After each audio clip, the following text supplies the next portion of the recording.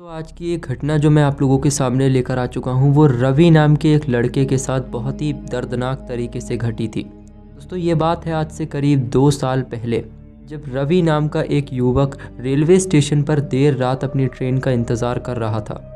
Station सुनसान था और सिर्फ एक पीली लाइट जल रही थी।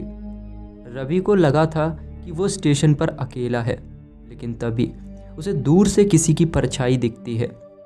वह परछाई धीरे धीरे उसकी तरफ बढ़ रही थी और उसके दिल की धड़कन भी तेज हो रही थी, क्योंकि इस अनजान रेलवे स्टेशन पर उसने पिछले 1 घंटे से किसी को भी नहीं देखा था। स्टेशन का माहौल अजीब और डरावना प्रतीत हो रहा था। चारों तरफ सन्नाटा पसरा हुआ था, बस कभी कभी झींगुरों की आवाज़ सुनाई देती। रवि ने घड़ी देखी, ट्रेन आने में अभी 1 घंटा बाकी था।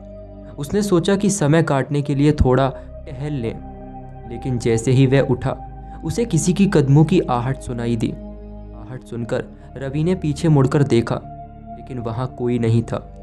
उसने इसे अपना भ्रम समझकर नज़रअंदाज किया और वापस अपनी जगह बैठ गया। लेकिन तभी उसे महसूस हुआ कि कोई उसके बगल में खड़ा है। जैसे ही उसने बगल में देखा, वहाँ कोई नहीं था, लेकिन ठंडी हवा का झोंका उसके चेहरे पर लगा। रवि ने अपनी हिम्मत जुटाई और चारों तरफ नज़र घुमाई। स्टेशन का हर कोना खामोश था। दूर एक टूटा हुआ स्टॉल दिखाई दे रहा था। रवि ने सोचा कि वहां जाकर देखा जाए। वह जैसे ही स्टॉल के पास पहुंचा, उसे लगा कि स्टॉल के पीछे कोई खड़ा है। उसने हिम्मत करके पूछ लिया, लेकिन वहां सिर्फ अंधेरा था। वो सिर्फ अंधेरा ही था जो उसे दिख रहा था। स्टॉल के पास खड़े होकर रवि ने आवाज़ लगाई, अरे कोई है? उसकी आवाज़ स्टेशन की दीवारों से टकराकर गूंज उठी। अचानक उसे एक महिला की हंसी सुनाई दी। वह हंसी इतनी डरावनी थी कि रवि के रोंगटे खड़े हो गए। उसने तुरंत अपने कदम पीछे खींचे और भागकर अपनी जगह लौट आया। अपनी सीट पर पहुंचकर रवि ने इधर उधर देखा, लेकिन अब स्टेशन फिर से खामोश था। उसने सोचा कि वह सिर्फ घबरा रहा है और ऐसा कुछ नहीं है। लेकिन जैसे ही वह बैठा, उसे लगा कि कोई उसके पास आकर बैठ गया है। उसने डरते हुए एक तरफ देखा, लेकिन वहाँ कुछ भी नहीं था। रवि का दिल अब तेजी से धड़कने लगा। उसने अपने फ़ोन को निकाला, लेकिन वहाँ नेटवर्क नहीं था। उसने घड़ी देखी, ट्रेन आने में अभी 45 मिनट बाकी थे। अचानक उसे ट्रेन की सीटी सुनाई दी। वह खुश हुआ कि शायद ट्रेन आज जल्दी आ गई हो, लेकिन जब उसने देखा तो प्लेटफॉर्म पर कोई ट्रेन नहीं थी। रवि ने सोचा कि शायद वह ज़्यादा थक चुका है, इसलिए उसे अब भ्रम हो रहे हैं। उसने पानी की बोतल निकाली और पानी पिया। तभी उसे महसूस हुआ कि उसके पीछे कोई तो भी खड़ा था। उसने बिना पीछे देखे धीरे से पूछा, कौन हो भाई? लेकिन कोई जवाब नहीं आया। उसने पीछे मुड़कर देखा, लेकिन वहाँ कोई नहीं था। अब रवि ने मन में डर बढ़ता जा रहा था। उसने फैसला किया कि वह स्टेशन मास्टर के रूम में जाकर मदद मांगेगा।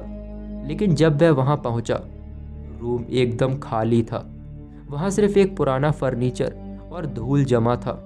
ऐसा लग रहा था कि वह रूम सालों से बंद पड़ा हो। स्टेशन मास्टर के रूप से लौटते हुए रवि को लगा कि कोई उसे देख रहा है। उसने पीछे मुड़कर देखा और उसे दूर एक सफ़ेद साड़ी में महिला खड़ी दिखाई दी। उसकी आंखें लाल थीं और चेहरा बेहद डरावना प्रतीत हो रहा था। रवि घबरा गया और उसने तेजी से दौड़ना शुरू कर दिया। भागते भागते स्टेशन के दूसरे कोने में पहुंच गया। वहां एक पुराना लैंप जल रहा था, जिसकी रोशनी कमज़ोर थी। उसने लैंप के पास रुककर राहत की सांस ली, लेकिन तभी लैंप खुद ब खुद बुझ गया। अंधेरे में उसे वही महिला की परछाई दिखाई दी, जो धीरे धीरे उसकी तरफ बढ़ रही थी। महिला की परछाई करीब आते ही रवि को लगा कि उसके पैर जड़ हो गए हैं। वह अपनी जगह से हिल भी नहीं पा रहा था। महिला की परछाई उसके ठीक सामने आकर रुक गई। उसने अपनी काली आंखों से रवि को घूरा और कहा, तुम यहाँ क्यों आए हो? रवि का गला सूख गया और वह कुछ बोल नहीं पा रहा था।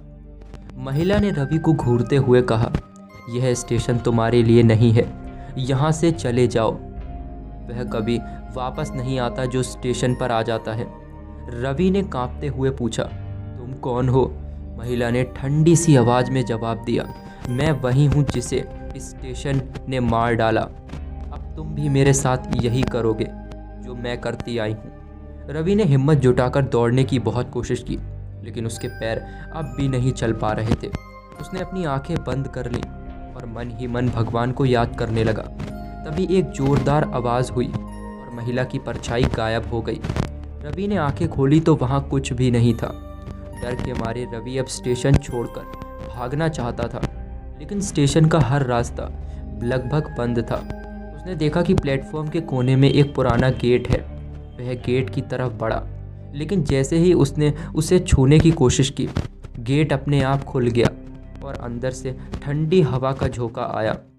गेट के अंदर घुसते ही रवि को एक पुराना इंजन दिखाई दिया।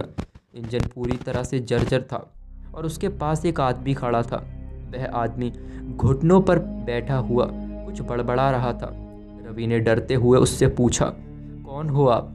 वह आदमी धीरे से बोला, तुम्हें यहाँ नहीं आना चाहिए था, अब तुम वापस नहीं जा पाओगे। रवि को उस आदमी की बातें सुनकर एकदम से झटका लगा। वह व्यक्ति धीरे धीरे अपनी गर्दन घुमाकर रवि की तरफ देखने लगा। उसकी आंखें सफ़ेद और चेहरा डरावना था। रवि ने पीछे हटने की कोशिश की, लेकिन पैर जमीन से चिपके लग रहे थे। उसने व्यक्ति के अचानक चीखते हुए कहा, भागो जब तक तुम्हारे पास समय है। ने झट से पीछे मुड़कर भागना शुरू कर दिया।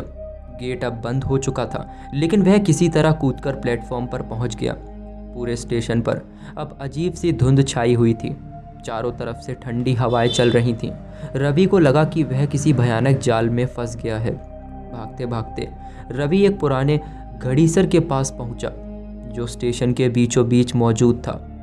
घड़ी 3 बजा रही थी और एक धीमी धीमी टिक टिक की आवाज़ आ रही थी। रवि ने जैसे ही घड़ी को छूने की कोशिश की, घड़ी की सुइयां अपने आप तेज हो गईं। साथ ही एक बच्चे की रोने की आवाज़ आने लगी। रवि ने घबराकर चारों तरफ देखा, लेकिन बच्चा कहीं नहीं दिख रहा था। उसकी आवाज़ अब धीरे धीरे पास आती जा रही थी। तभी रवि को एक पुरानी बेंच पर एक छोटा लड़का बैठा दिखाई पड़ता है। वह अपनी गोद में एक गुड़िया लिए बैठा था। रवि ने साहस करके पूछा, बेटा तुम कौन हो? लड़के ने कोई जवाब नहीं दिया। रवि जैसे ही उसके पास गया, लड़के ने अचानक अपनी गर्दन घुमाई और मुस्कुराया। उसकी मुस्कान असंभव थी और उसकी आंखें बिल्कुल खोखली थीं। उसने धीमी आवाज़ में कहा, तुम यहाँ क्यों आए हो? यह जगह तुम्हारे लिए नहीं है। रवि का शरीर कांपने लगा। उसने तुरंत पीछे हटने की कोशिश की, लेकिन लड़के की आवाज़ उसके कानों में गूंज रही थी। आवाज़ ने रवि को दिमाग को जकड़ रखा था। उसने ऐसा लग रहा था जैसे वह अब नहीं बच पाएगा। तभी स्टेशन पर ट्रेन की तेज सीटी गूंज उठी। रवि को उम्मीद थी कि चलो ट्रेन आ गई, लेकिन वह कोई ट्रेन नहीं थी। वह पूरी तरह से एक माया थी। आवाज़ के साथ एक पुरानी ट्रेन का इंजन प्लेटफॉर्म पर आकर रुक गया। ट्रेन धुएं से भरी हुई थी और उसके डिब्बे टूटे फूटे मालूम पड़ रहे थे। रवि को लगा कि उसे इसमें चढ़ जाना चाहिए।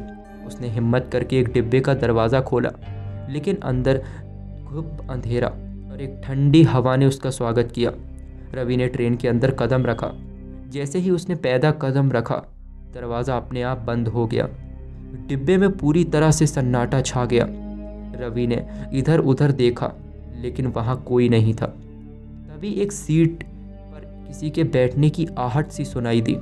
रवि ने डरते हुए उस तरफ ही देखा कि उस सीट पर तो एक बूढ़ा आदमी बैठ गया, जिसके कपड़े पुराने और गंदे मालूम हो रहे थे। उसने रवि की तरफ देखा और कहा, यह ट्रेन उन लोगों के लिए नहीं है जो लौटकर नहीं जाते।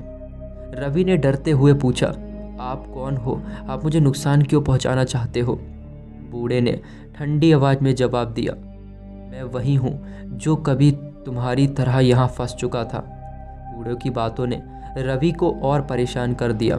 उसने तुरंत दूसरी तरफ भागने के सारे डिब्बे बंद हो चुके थे।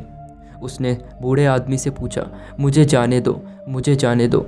इस पर बूढ़े आदमी ने कहा, अब तुम्हारा वही होगा जो आज से करीब 10 साल पहले मेरे साथ हुआ था। कि तभी रवि अचानक से बेहोश हो गया।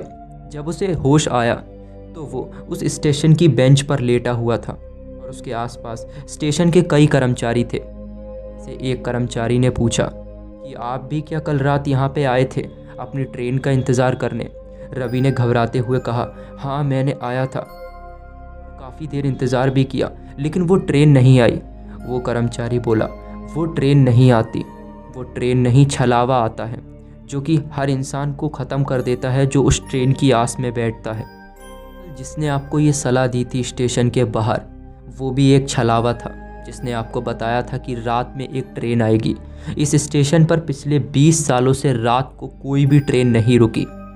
से करीब 20 साल पहले इस स्टेशन पर इतना दर्दनाक हादसा हुआ था जिसकी कोई कल्पना भी नहीं कर सकता।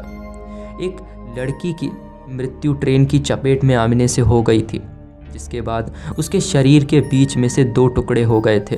कहा जाता है कि उसकी आत्मा उस दिन के बाद से ही उसी ट्रैक पर भटकती है, और जो भी इंसान रात की ट्रेन का इंतज़ार करता है वो फिर वापस नहीं बचता। तुम्हारी किस्मत अच्छी थी कि तुम बच गए। दोस्तों, रवि उस दिन के बाद कभी भी रात को अकेला रेलवे स्टेशन नहीं गया। उसके मन में इतना डर बैठ गया। दोस्तों, हमें आशा है आपको ये कहानी पसंद आई होगी। अगर पसंद आई तो वीडियो को लाइक करके चैनल को सब्सक्राइब कर देना। दोस्तों, अगर आप लोग भी अपना कोई भूतिया इंसिडेंट हमारे साथ शेयर करना चाहते हैं तो आप उसे हमारे इंस्टाग्राम पे भेज सकते हैं, जिसकी लिंक आपको हमारे डिस्क्रिप्शन बॉक्स में मिल जाएगी। तो दोस्तों, मिलते हैं आपसे एक और नई कहानी में। तब तक के लिए बाय।